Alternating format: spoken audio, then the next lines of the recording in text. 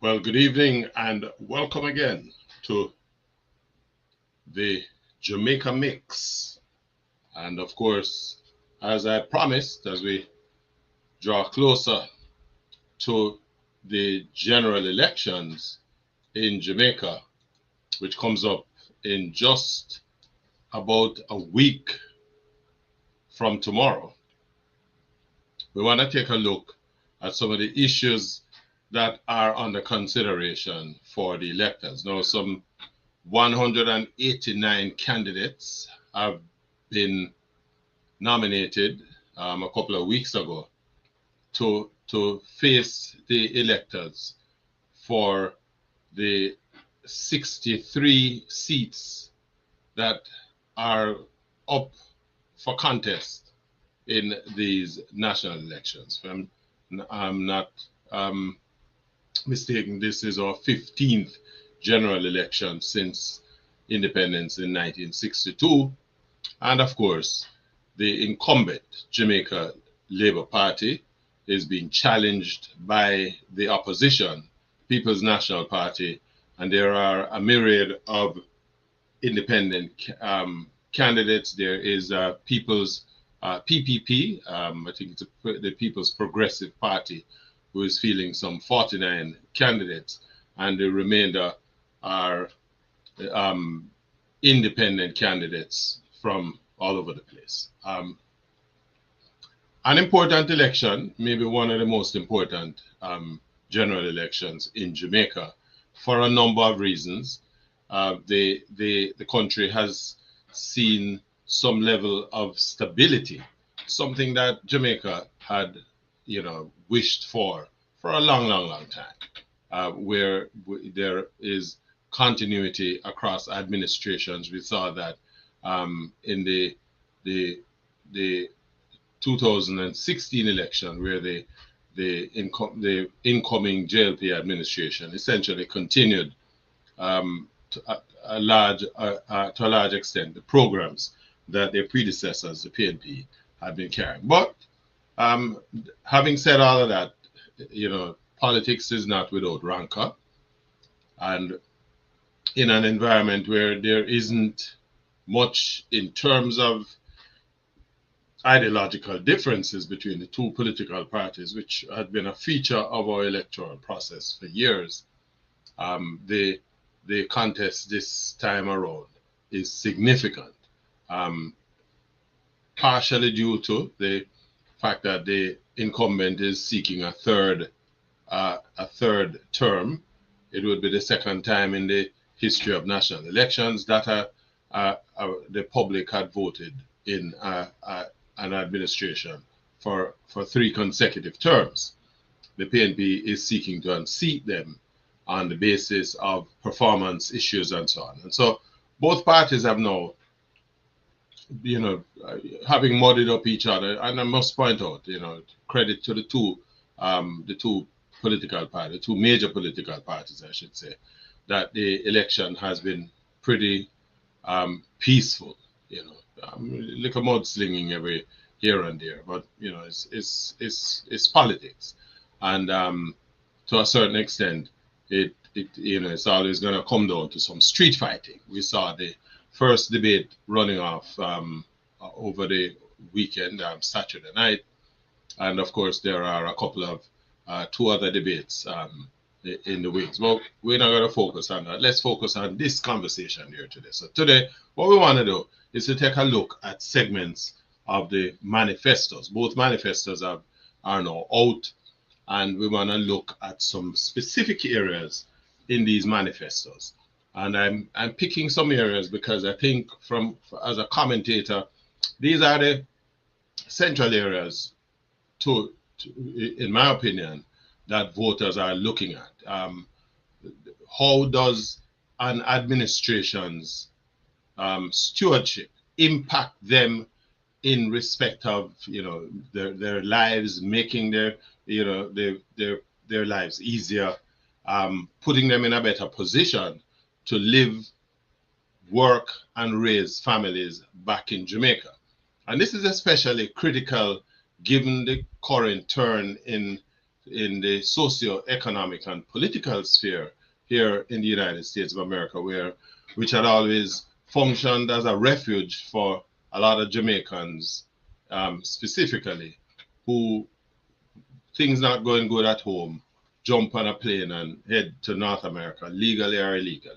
And we don't want to spend too much time on that. But it would appear that, given the current circumstances here in the United States, it is more critical on the part of Jamaicans that whomever forms the political administration going forward is prepared to create the kind of environment back in Jamaica for Jamaicans who will want to stay there. The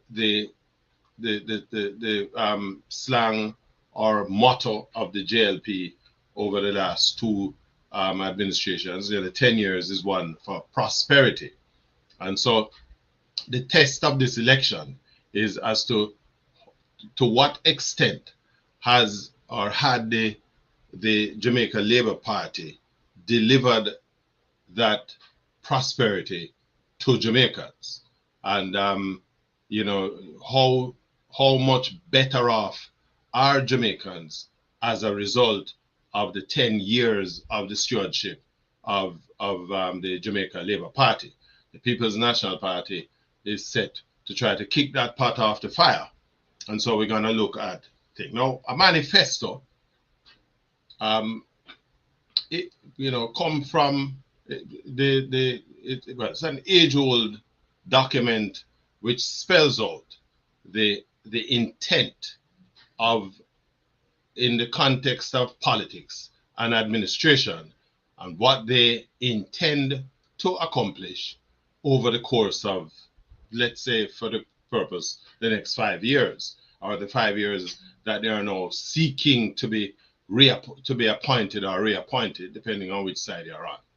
And it basically looks at all of the critical areas in respect of governance, socio and economic deliverables that either organization intends to realize over the course of the time.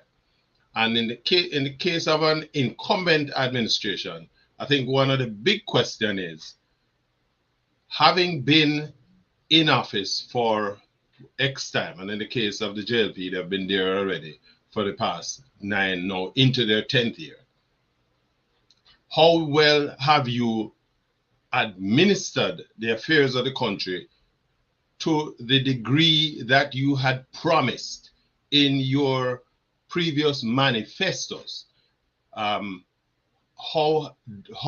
have you stewarded those plans, and to what extent have these plans been accomplished to the degree that it makes Jamaicans want to give you the green light, so to speak, to continue? And in the case of the opposition, it is saying to the opposition whose target is not about creating policy, because if you're not in government, you can't really create any policy, but it at least shows the areas that you want to focus on, that you believe is germane to the satisfying the desires of your public, the electorate in Jamaica who you are asking to vote you in, how they see that in relation to the incumbent Jamaica Labour Party. And so today I want to take a look at some critical areas. The first one I want to touch on is education.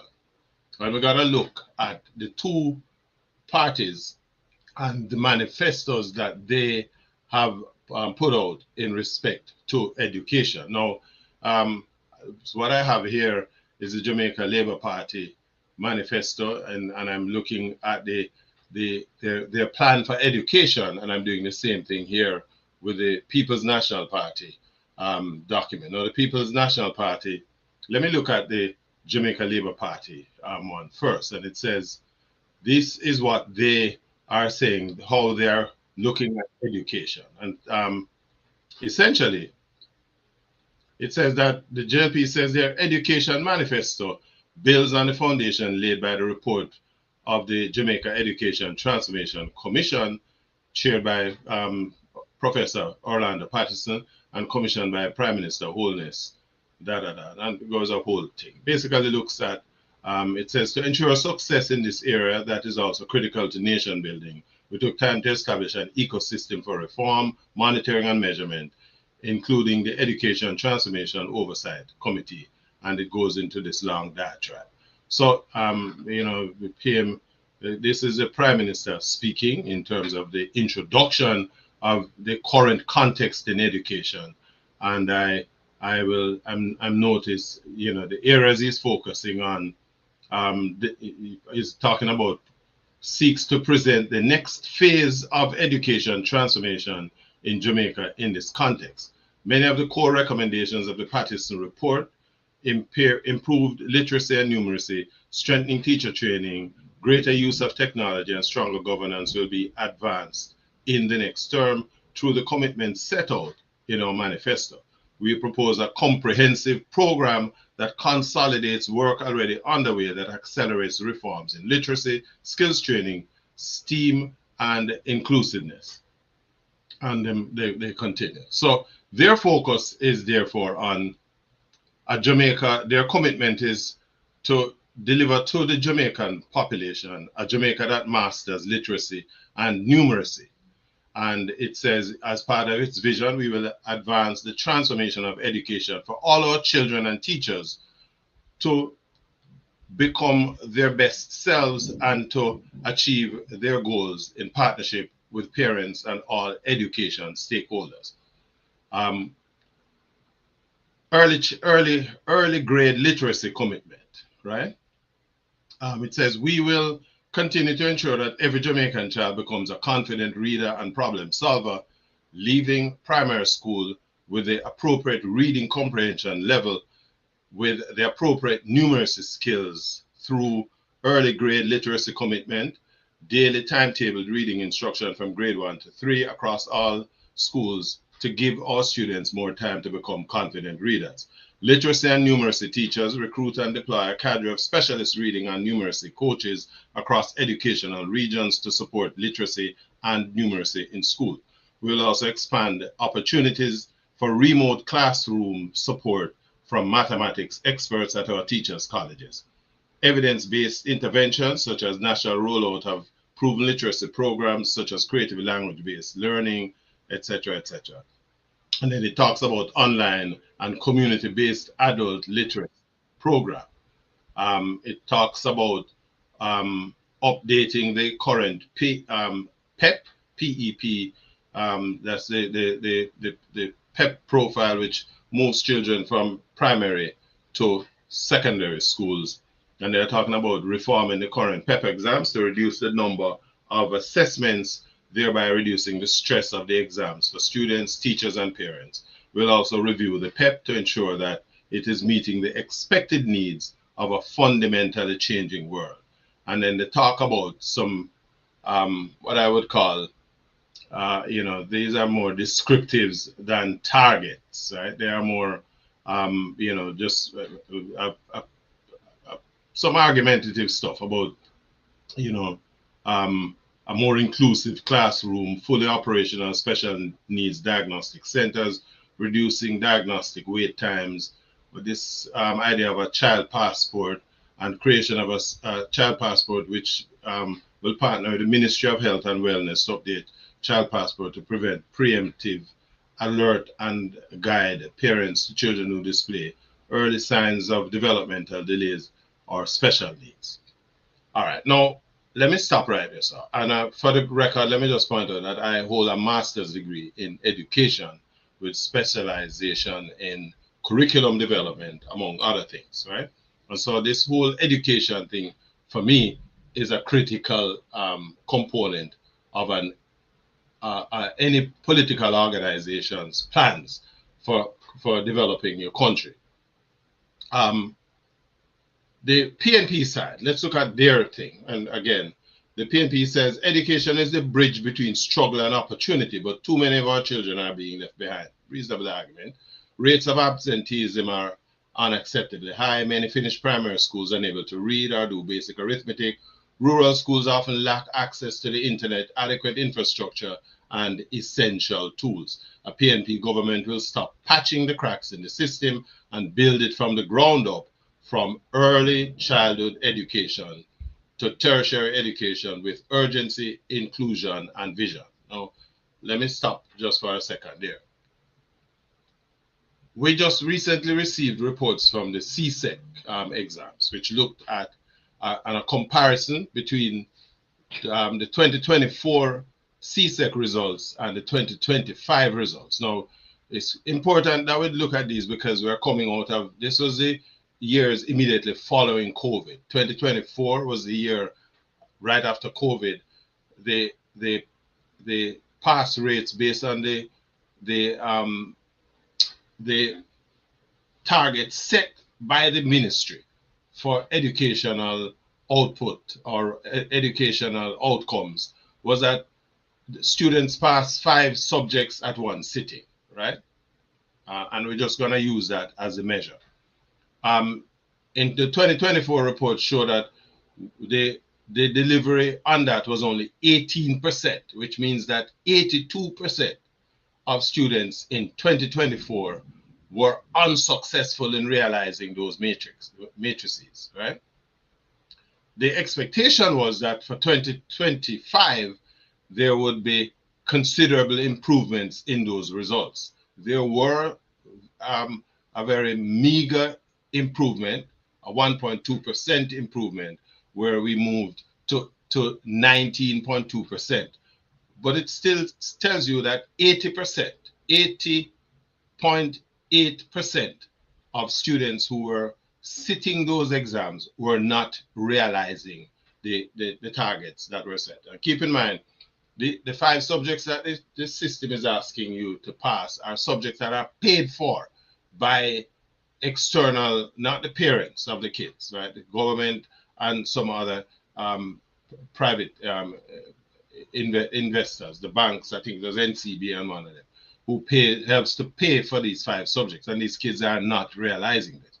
This compares with our Caribbean neighbors who are enjoying, 50 and 60 up to 70% pass rates of their own cohort.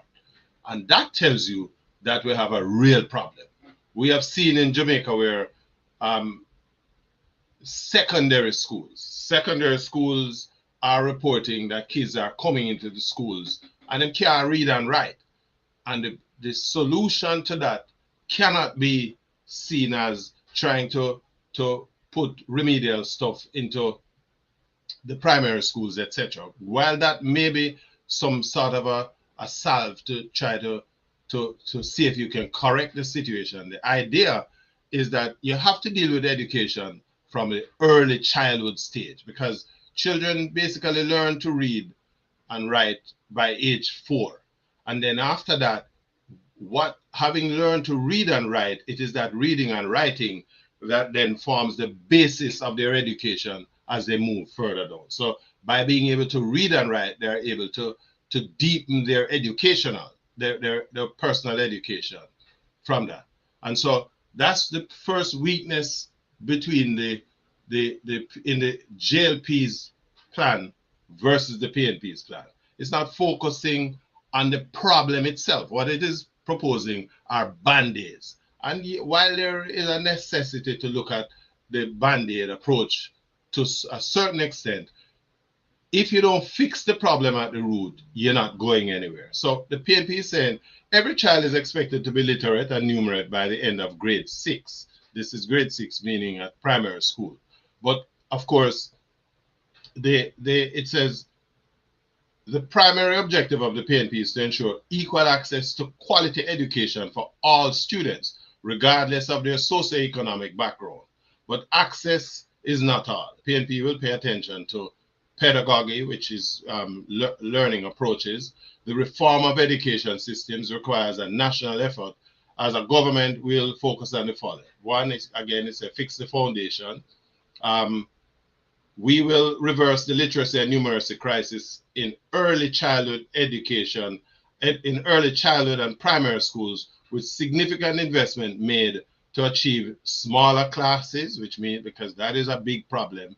You can't have 35 and 40 kids in a class and expect that one single teacher is going to be able to give each of these students the thing. So they're looking at the root cause of the problem. Smaller classes, better trained teachers, and the provision of modern learning materials. We will tackle the serious problems of absenteeism that is a major contributor to academic underachievement. Strengthen post-secondary education, technical training, and apprenticeships tied to emerging sectors and labor needs. Match private sector investment in training, upskilling with co-financing for on-the-job training and apprenticeship. So I think right there, the early childhood education, I'm just going to touch on these quickly. Reintroduce structured early childhood screening from age 3 to identify needs early and expand programs to address those needs via a model that prioritizes inclusive school participation. Let me push this over this side so I can interact with the viewers, the listeners. All right, so it says, so it says expand access by partnering with churches and communities to hold early stimulation and basic education programs. Introduce the first 1,000-day initiative focusing on brain development, parental guidance, and nutrition. Create an early childhood teachers portal with lesson plans, developmental red flags, and classroom best practices. Let me move this, shift this over a little bit. Classroom best practices, and let me do that. All right. So, primary education. Ensure that every child can read and do basic math by the end of grade 4, right? Provide literacy support through programs like Veranda Basics, Mommy and Me, and telephone tutorials. And then it moves up the ladder to secondary education. It says offer remedial support and academic camps for maths and English, provide scholarships tied to volunteerism and community service, develop night school programs for adult learners seeking to obtain CSEC passes, build modern vocational labs in all high schools, leading to NVQJ certification levels 2 to 4. And then it talks about hosting career fairs, certification expos in each parish, facilitate heart and STA training in key sectors like construction, agriculture, culinary arts, and AI applications. And then it goes on to talk about tertiary and vocational training. All right, so what am I saying? What am I seeing here?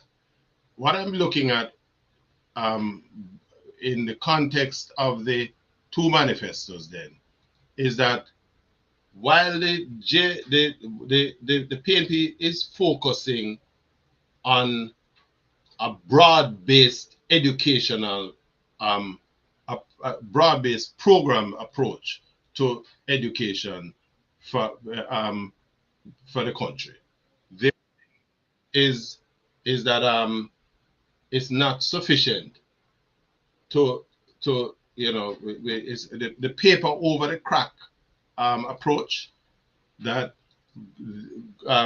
the PM in his thing is proposing is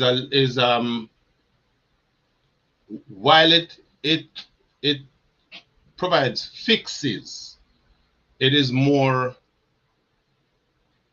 it lacks the kind of a quantified approach to where you're setting targets. They're not looking at fixing the problems, right? I find when I look at the two manifestos with respect to education, that while both groups, both parties are looking at the overall population, the JLP plan is weak because it's not focusing on the problems that we currently have, which is our our workforce, which is dependent on the level of education delivery in the school system, they're not focusing on fixing that. A lot of qualitative arguments, but it's really not looking at where the problem is. If you don't fix early childhood education, you're dead. The JLP talks about putting in hiring special education needs assistance, but it doesn't speak to how that is going to work. Because how are these people going to be trained? As a youngster, my introduction to education was under a tree. A little lady who was teaching people how to read and write for me, ABC, and you know, the little book will tell you A for apple, APPLE apple, D for dog, DOG, anything. But that's almost 100 years ago. What we need now is to recognize that we live in an entirely different world. And so talking about special education needs assistance, you need to speak to how you're going to put that together. Where are you going to get these people from? What is it that they are going to be bringing to the table? How are you going to train them? Right? The JLP thing does talk about, you know, transforming education for our boys, because yeah, that is, which is a reasonable argument, because we recognize that our male are under threat with, you know, in terms of personal development. But that doesn't speak to the issue of getting people past the basics, reading and writing skills. It don't talk about training teachers. You can't recruit teachers if your school system is not providing you with the volume of graduates that you can then train them to become teachers. Because if you have a school system that is only passing less than 20% of cohort, where are you going to get the students to get into the teacher training colleges? You know, so these are some of the gaps, and it make you wonder, you know, we putting these manifestos together, who spend the time and consult at the different levels with how these things are actually going to be delivered. So my sense is, just looking at the two plans, you know, the PNP, granted they are in opposition, they seem to have taken a longer look at the education, the problem of education in Jamaica, and their manifesto speaks significantly deeper to how to redress the current problems that the country's educational thing has. So I give the nod in the educational part of the manifesto to the People's National Party. Let me see. I see a comment here. Opal Martin. Oh, Opal, as usual, always glad to have you. Opal Morris Powell, good evening as well. And welcome to the thing. And of course, you know, your comments, always look forward to your comments and your recommendations. Post them, and I'm going to share them into the stream as well. All right. So the next piece that I want to look at, and this has become a big talking point in the course of the last couple of days. The JLP, having launched their manifesto on the weekend, their manifesto, a big part of their manifesto talks about you know, about reducing the proposal to reduce income tax from the 25% that it currently stands to 15%. Now, this has become a major talking issue. A lot of misinformation is out there with respect to how this works. The PNP, on the other hand, and I must say, because the PNP had basically gone out ahead of the JLP with their manifesto. Their manifesto was at least a week earlier than the Jamaica Labour Party's, which kind of gave, you'd have figured, give the JLP a chance to steal a march from the PNP and, you know, scrub some of what them put out and see if they can make some correction. But nevertheless, so they propose to reduce income tax to 15%. Now, let's put some numbers together. The median salary in Jamaica, is about $3.5 to $3.8 million a year, right? Median. Having said that, a significant cluster of Jamaicans, though, which would be more than 30% of Jamaicans, are still earning just about $600 a month, which is simple math, basic math said that's just a little over $1.1 million a year. Okay, so if you look at the bottom of the scale and then you look at the middle scale up to 3.8, dropping the income tax rate to 15%, more than half of your working population is not going to benefit from that, right? Never going to benefit from that. In fact, a reduction to such a degree in income tax seems that it is going to only benefit the people who are earning more, 10, 20, 30, $40 million a year. They are the ones. So if you earn $30 million a year and your income tax, you're paying income tax on a little over 20 odd million, 26 million of that you pay taxes on. If your tax rate dropped from 25% to 15%, you're pretty, right? You're pretty. And so this is what really made the discussion a significant discussion. Based on the Jamaica's 2025 budget data and the extrapolation from the Ministry of Finance estimate, now the PNP says we would go to giving people who are earning up to $3.5 million, right? $3.5 million a year. You would basically make that the tax threshold. So if you earn over that, if you earn 3.5 million and less, you don't pay no income tax, right? And the people, the opponents to that raise a whole heap of them. Well, here are the facts. With the JLP's rate cut to cutting taxes to 15%, and them say is a phase thing, it would cost the country between $90 and $110 billion if fully implemented, affecting all taxable income and favoring higher earners. So in other words, this policy is to the benefit of the people who earn bigger salary.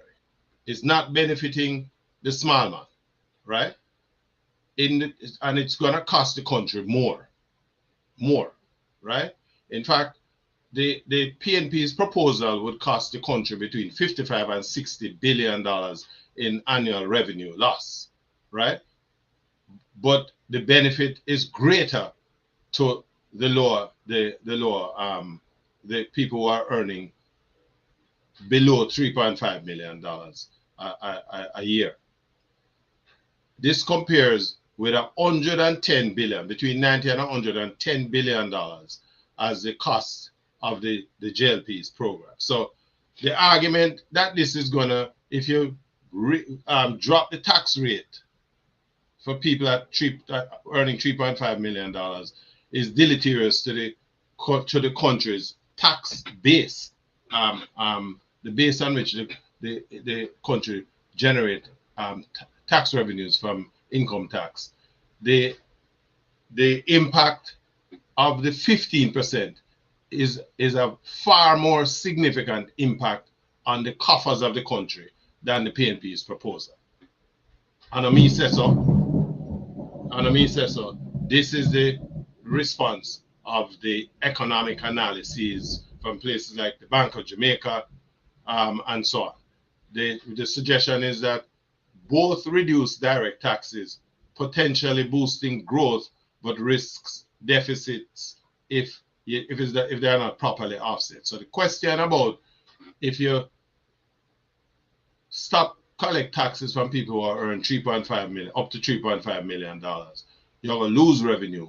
The same argument holds for stop reducing the tax income tax from 25 to 15% for the across the board, because it has a greater negative impact on the coffers of the tax, the country's taxes thing. In other words, the lower income earners will benefit more from the PNP's income tax proposal than what the JLP is proposed. So again, in the context of the manifestos, again, looking at the two sides based on what they are proposing with respect to the income tax and how that impacts the country, the PNP's plan is far more beneficial, and it is half of the cost of what they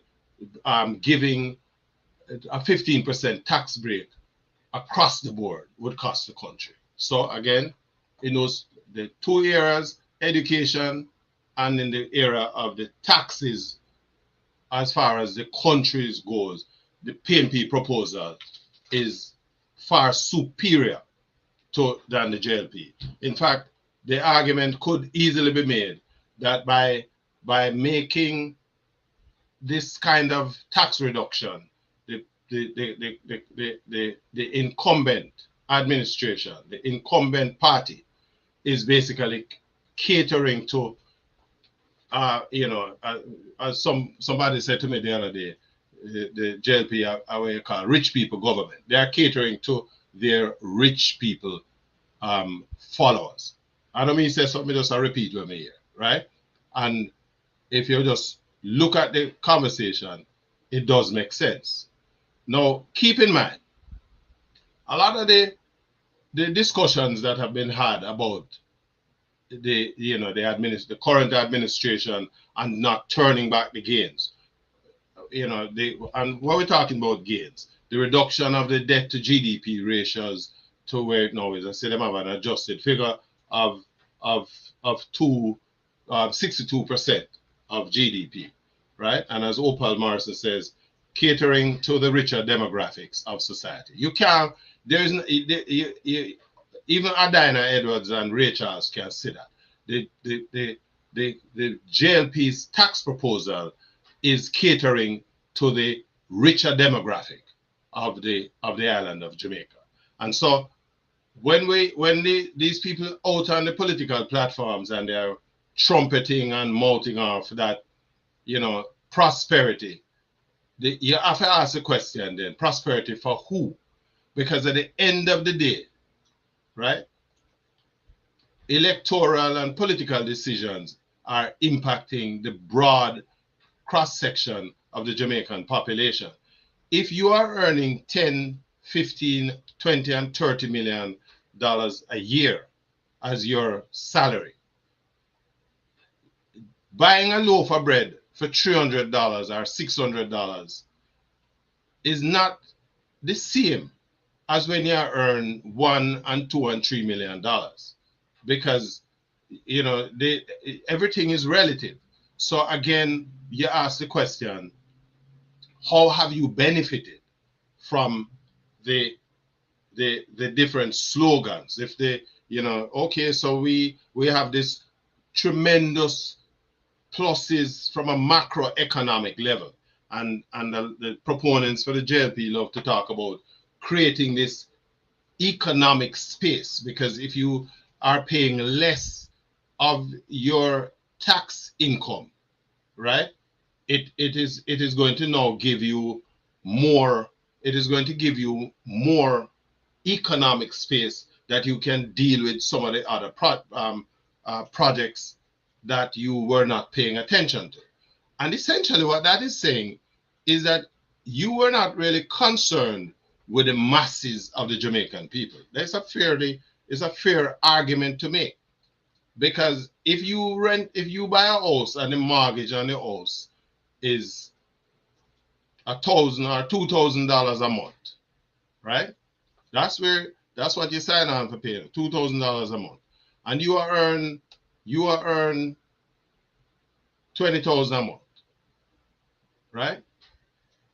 If you are paying your $2,000 a month, the remaining $18,000 is there for you to take care of your business, look after your household, make sure say your picnic them get what they need, proper nutrition, them go to school, them have lunch money, bus fare. If you decide say you gonna pay $5,000 or $8,000 a month because you want to pay off the mortgage quick, right, and then starve your picnic then, that don't make no sense. That is what you call idiot thinking, right? And so to a large extent, this argument about this low debt to GDP ratio because you've been forcing to pay down the debt, right, while sacrificing the needs of the population in terms of the healthcare services, education, salaries for workforce. Even after you have already given yourself a 250% salary increase, you grapple with public sector workers for try to pay them 2.5% when you just get 250% increase retroactive to some 2 years back. And so the question has to be asked, who are you looking for? And so as voters go to the polls, or prepare to go to the polls, these are the questions that you have to ask yourself. And so by taking a deep look at these manifestos in these two areas, it says, we can remember manifesto is saying what we are prioritizing, right? What are we prioritizing in the coming 5 years? It's not sufficient to say, well, made it there for 10 years, so this year, we know so we never do certain things that we will try to do it this year. The question you, the elector, have to ask yourself is, and ask those people who are looking to represent you, why then didn't you do some way I say I would do now? You had the opportunity. Nothing had stopped you from doing this thing before. Why no? And why should I then allow you to 5 more years of doing it? These are the questions that you have to ask, but you need to do that in the context of information. And so these little sessions that I'm having here is, by taking the two manifesto, because this I don't make up nothing, no. May I read from where the two sides say them are going to do, right? And may I give my assessment based on having measured the two things. What I figure is makes more sense. Tell me one thing about that. So I want to take a look now on another area, housing. Let's take a look at the JLP thing on, let me see, media enrollment, just bear with me. So tell me what you think, Don't feel free for comment and give me your feedback. Let's take a look now. The JLP, one thing we can tell you, the manifesto have some nice little headings and pretty and all of that. Infrastructure, water, looking for housing.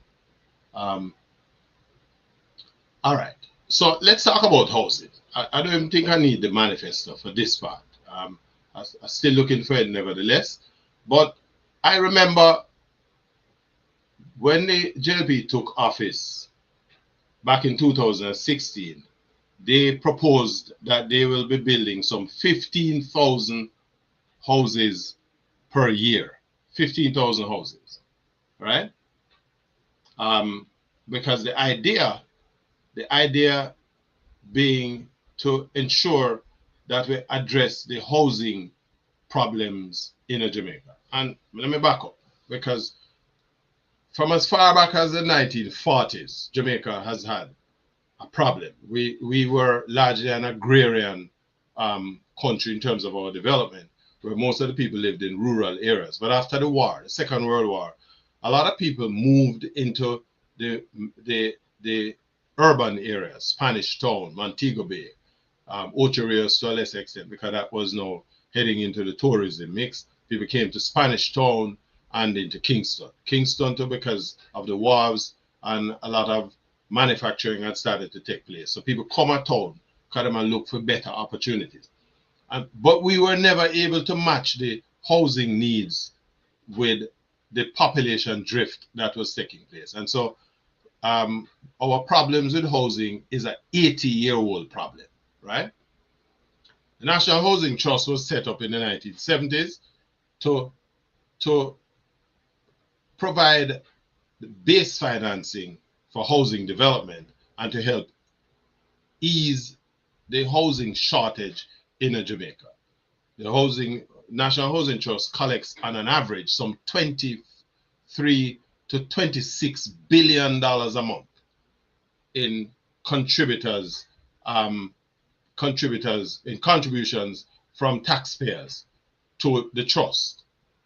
The problem is, while the trust is there to provide this housing, over the years, successive administrations have not been delivering on the promises that they made to the electorate in terms of building out the housing, rolling out more housing starts. In fact, the two things run counter to each other, because if you have a population that not earning sufficiently, which is a major problem in Jamaica, that the average Jamaican is just not earning enough money to be able to finance the purchase of a house. And so it is therefore up to the administration, whoever it is that runs is in charge of the running of the country, to create opportunities for people to own house. Owning a house is a major start in changing the lives of families in Jamaica, because a house is an asset that is transferable, that can form the basis of providing a wealth base for a family. So that's a critical reason why housing is important, right? Housing shouldn't be seen as a benefit to be handled by a political organization. So you use that to try and get vote and voter support. A country that is serious about its population has to be serious about providing housing starts, housing, the opportunities for its population to own their homes. And so 15,000 houses a year, the current administration has built less than 1,500, less than 15,000 homes per month. That's what they said they were going to be, 15,000 a month. They don't build more than 1,500 houses per month at any time over the last 10 years. So that is a massive failure. And what we have seen over the years too is that we have gone back to the days where and may I call it as it is, because the Prime Minister went out on a ledge when he said he might deliver keys for housing to people across Jamaica. And what that did is that it made the benefit look, it made the acquisition of a house more resembling a benefit given by a political organization, rather than to create the kind of environment where the average Jamaican, by virtue of the fact that they have a reasonable job that is paying them a reasonable amount of money, they are able to access the National Housing Trust, who in turn will help them with the provisions of loans and financing to acquire a house. In that regard, the administration has failed. It is very, very difficult for people now to find. There aren't enough what we call affordable housing starts in Jamaica. And so it is against that background that we want to take a look at what the two side says that they want to do with respect to housing. Now, what I've observed with the PNP and their manifesto is that they're saying that, all right, we know, say, things rough, right? We know that things rough for people. So what we are going to look at is what are the requirements in respect of housing and housing starts, right? And so they have opted to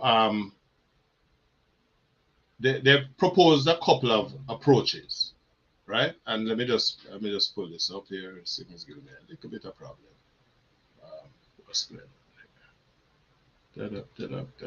Just bear with me for a second while I do this. The PNP seem to be promoting a couple of strategies. One of which is taking away the value of the land from the house, the home, and then representing that. You extract that out of the cost so that it makes the home cheaper to the buyer. It's not exactly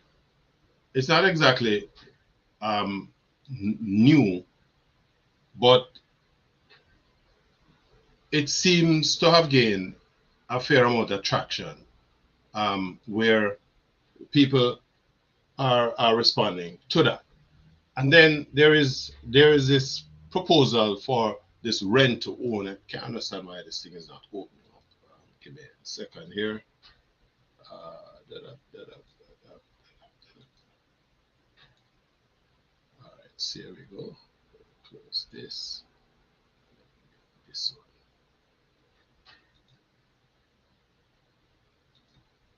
Come on. I'll be right with you, folks. It's a technical thing here.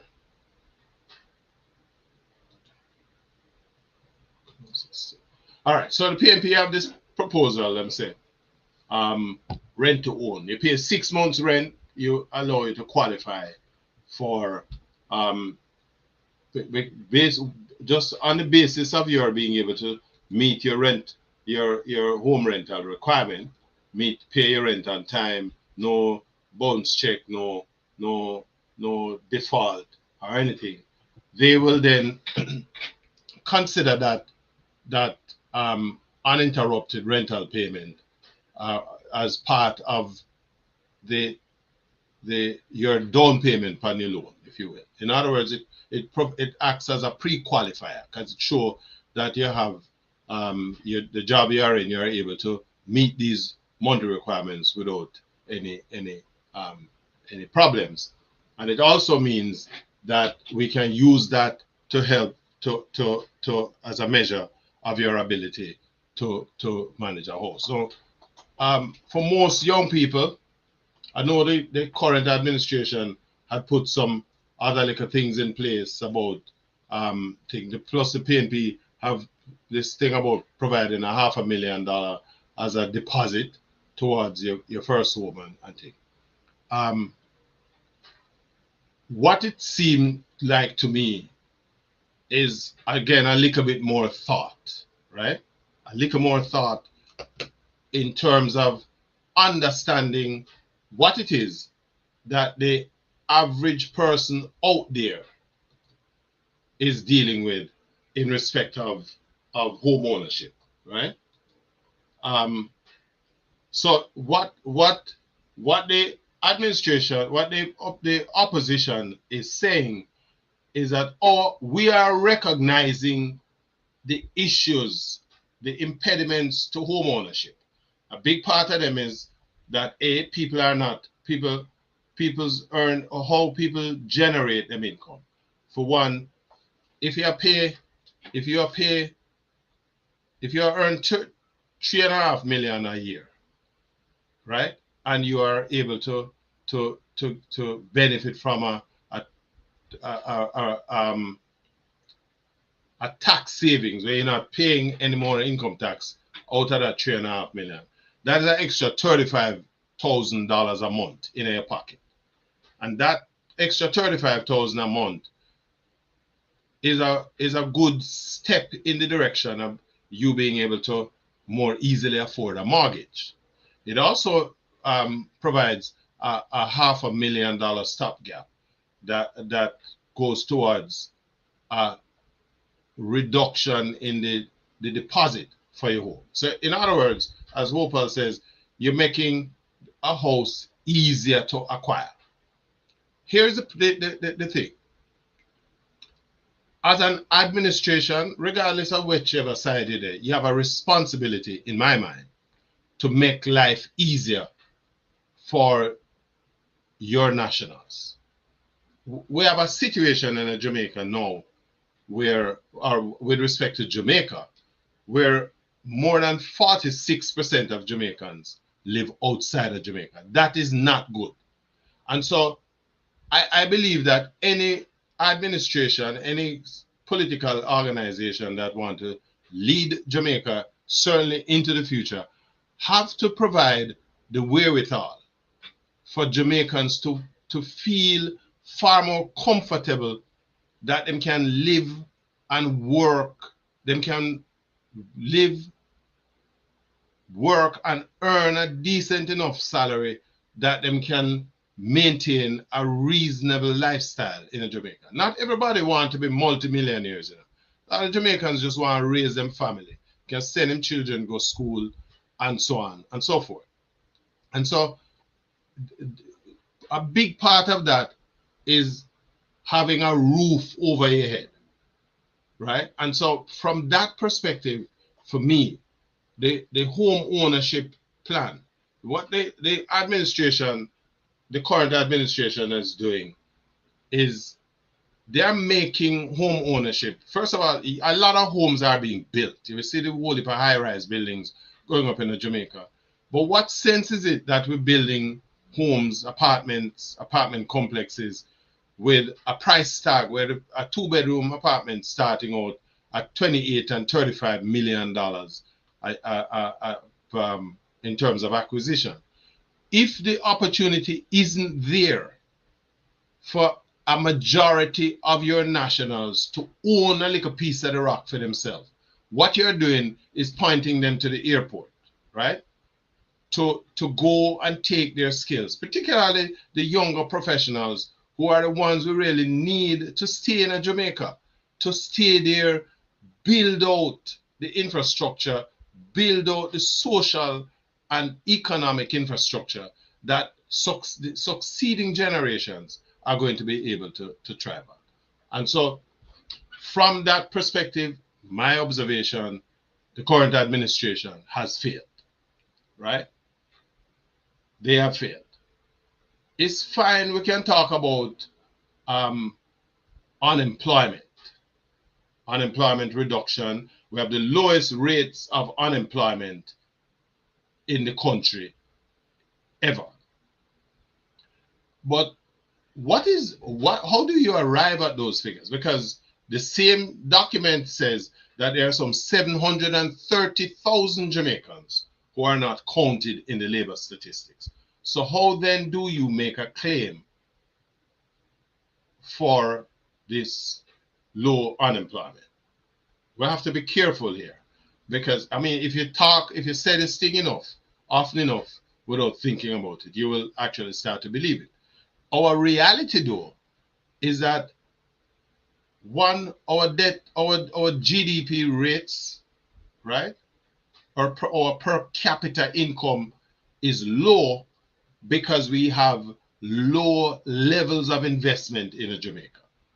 And because you have low levels of investment, what you are not getting, because is a cumulative of investment income generated in Jamaica divided by the population, that gives you the per capita income. So if we create a more educated Jamaican society, right? If we create a Jamaica where the majority of Jamaicans are able to read and write and numerate and can, you know, find them way through the academics where they can go qualify for jobs or, you know, get into skills training, or those who want to go to university. What you're doing is changing the profile of the country's population.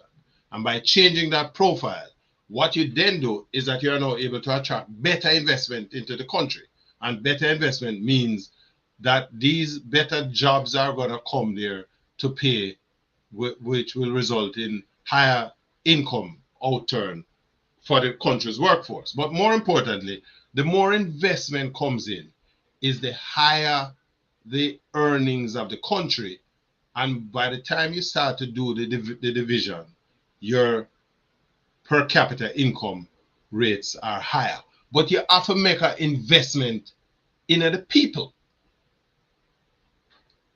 right? Central to any model of development has to be a model that prioritizes the development of the population. And so, you know, against this background, you go back and you look at the education proposals. That's why I pick these things, you know, because most of the other stuff are largely qualitative.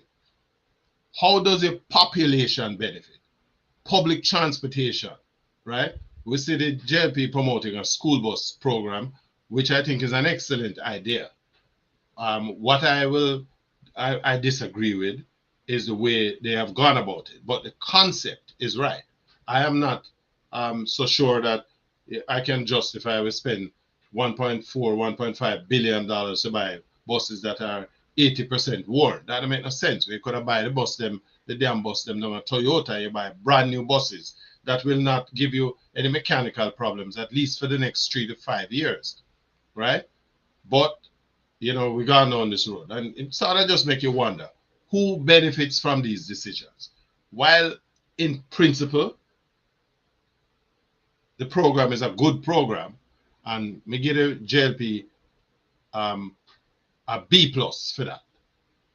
But me give you a C for implementation and thought, because if you are really serious about doing this thing, because school start in another couple of days, and I'll bet you any money that them buses can't hit the road come school morning, Monday morning, September 1st. It can't happen, right? Based on the problems that we see developing. But the concept is right. Why couldn't we buy smaller buses, push them into the rural areas where the need is greatest, right?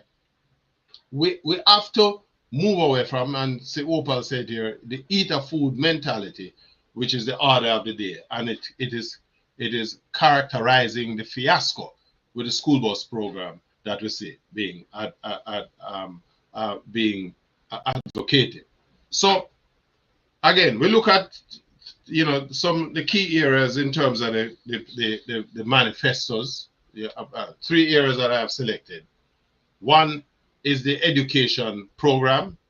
2 is the income tax proposal by the 2 parties, and then the 3rd one is the housing, right? The next thing, which is going to be on Thursday, we're going to look at culture and some of the other areas, 2 other areas. But culture, wanted to touch that, but I think, you know, we just had so much information and we needed to process here and to get some feedback, you know, in terms of, I would love to spend Thursday's program where we get into, you know, more feedback from you, the viewers and the listeners out there. You know, just want to use the opportunity to say to everybody who joined, thank you for spending the afternoon with me with respect to this. I think it is important that we look at the facts rather than we just take people's word for it, right? We're not all of a sudden we stop processing information, and so people can feed you any kind of garbage, you know, because you don't stop to go check it out. You buy into it, and that is my intent. Whatever it is, though, is your decision in terms of how you vote. That is your choice, right? I am not here to tell you how to go cast a vote, but here's what I will tell you: you have a vote, get up off of your behind come Wednesday morning and go cast a vote, right? We cannot continue in a situation where only 30% of your population, voting population, make the decision as to who run the country. That is unacceptable, right? Go out there and vote. Don't tell me that, boy, the two sides are the same thing and whatever. Choose one. Choose one, right? Choose one, right? We need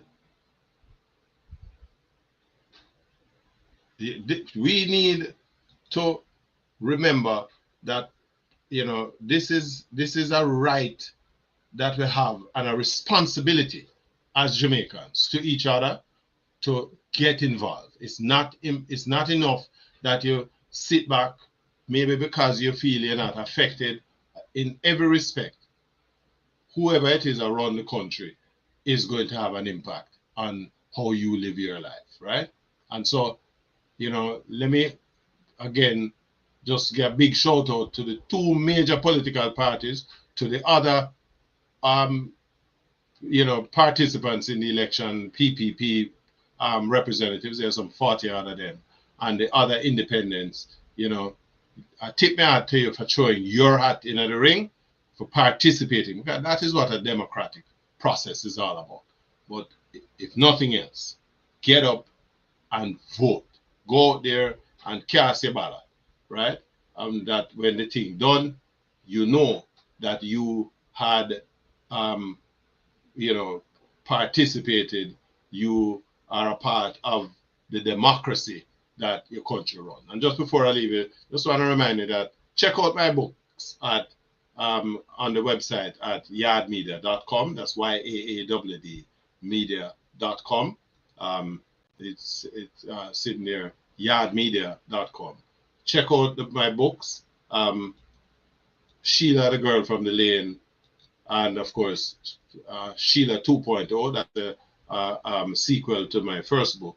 And of course, there is Top Rankings, the Chronicle of Jamaican Badness. You can also purchase these on Amazon.com. And if you're purchasing on the website, I'll be able to get you a signed, an autographed copy. Again, we know you have choices in terms of how you spend your time. I appreciate the time you guys have taken to participate in this stream.